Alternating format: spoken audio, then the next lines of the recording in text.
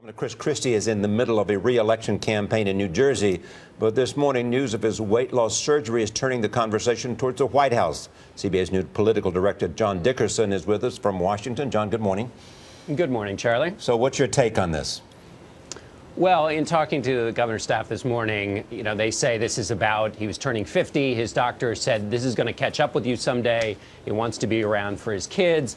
But of course, this is seen in the presidential context. In fact, he went in and had the outpatient surgery on President's Day weekend just to make sure everything is sufficiently parallel here.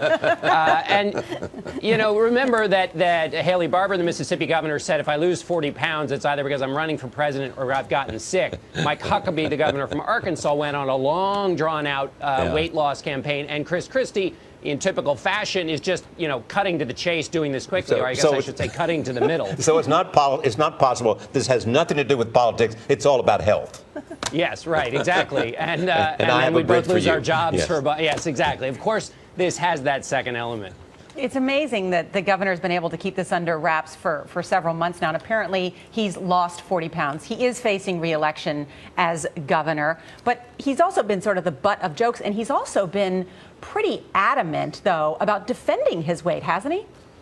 Well, he has to be. He's also adamant about pretty much everything. So it would be funny if he turned into a shrinking flower on this question.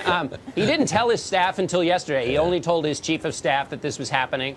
So if running for president, one important job is keeping things secret. He did a pretty good job on that here. He didn't even go to the doctor's office. I mean, not except for the surgery. The doctor came to him so that it would not be discovered.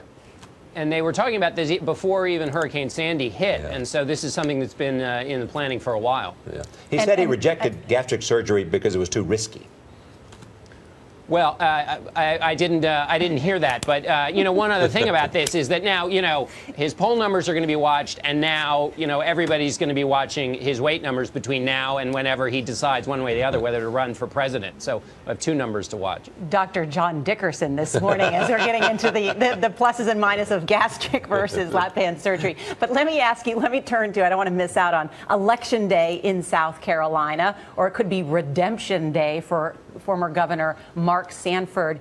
Do you think he may win today?